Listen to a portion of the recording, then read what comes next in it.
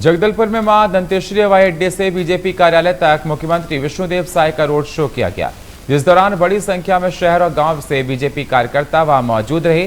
साथ ही सीएम का फूल माला और गाजे बाजे से स्वागत किया गया। इसी के साथ सभी कार्यकर्ताओं ने रोड शो में भी हिस्सा लिया। वहीं सीएम के साथ जिले के विधायक किरण देव और कमल भुजदेव समेत कई बीजेपी कार्यकर्ता शामिल हुए। कांग्रेस का खाता नहीं खुलेगा जी। जिस तरह से वातावरण दिख रहा है, लगातार कांग्रेस छोड़कर जी बड़े बड़े लोग भी आज हजारों की संख्या में आ चुके हैं भारतीय जनता पार्टी में और लगातार सिलसिला जारी है। तो इस बार 11 की 11 सीट भारतीय जनता पार्टी जीतने वाली है। कांग्रेस यहाँ खाता भी नहीं खोल पाई। छत्तीसगढ़ की जनता का विश्वास खो चुके हैं जी।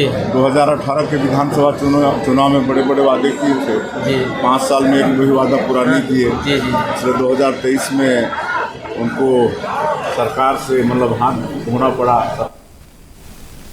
रायपुर में सीएम विष्णुदेव साय ने राजनाथ सिंह के दौरे को लेकर कहा कि आज देश के रक्षा मंत्री राजनाथ सिंह छत्तीसगढ़ आए हैं। वहीं उन्होंने बताया कि रक्षा मंत्री जी छत्तीसगढ़ में 2 जगह दंतेवाड़ा के गीदम और बालोद में विशाल जनसभा को संबोधित करेंगे, जहां रक्षा मंत्री बस्तर लोकसभा सीट और कांकेर लोकसभा सीट के प्रत्याशियों के लिए जनता से आशीर्वाद भी मांगेंगे। इसी के साथ सीएम ने राहुल गांधी के छत्तीसगढ़ दौरे को लेकर कहा कि चुनाव है, सभी बड़े नेता आएंगे और अपने प्रत्याशियों के लिए प्रचार करेंगे। साथ ही उन्होंने बताया कि राहुल गांधी के आने से कोई फर्क पड़ने वाला नहीं है।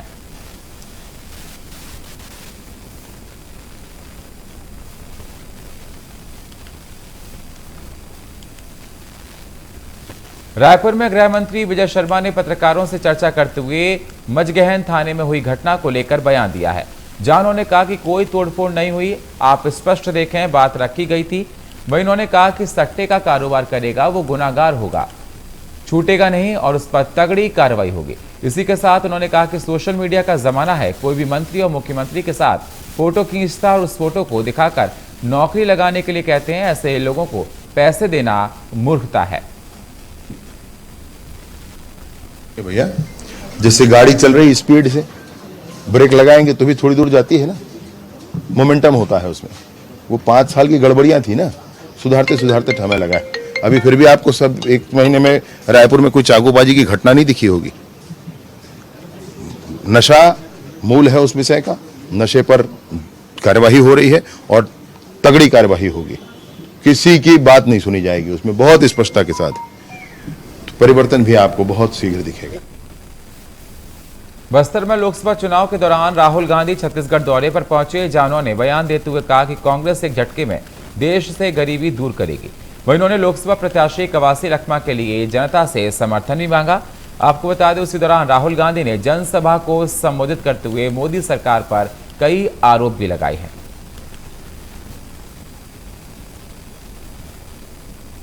चाहे उनके पास डिग्री हो, डिप्लोमा हो, कॉलेज यूनिवर्सिटी की डिग्री हो, उन सबको हम अप्रेंटिसशिप का अधिकार देने जा रहे हैं।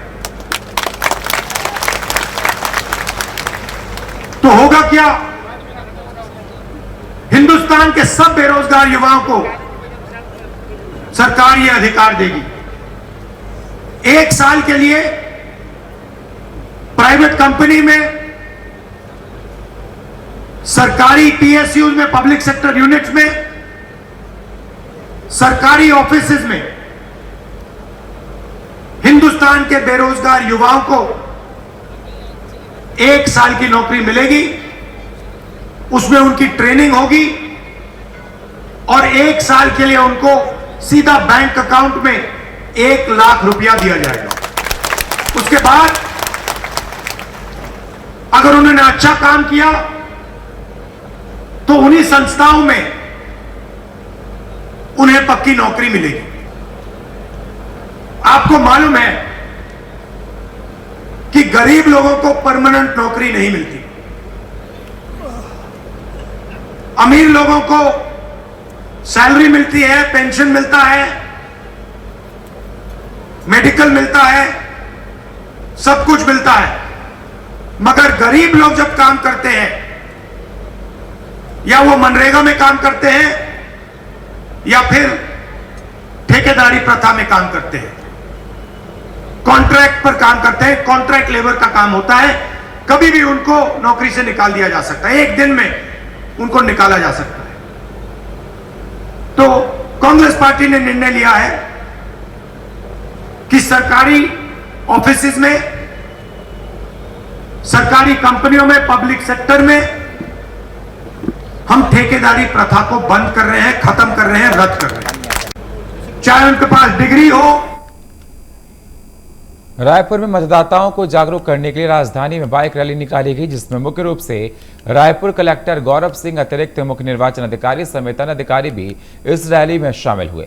जहां अतिरिक्त मुख्य निर्वाचन अधिकारी नीलेश कुमार ने कहा, ये रैली मतदाताओं को जागरूक करने के लिए निकाली जा रही है।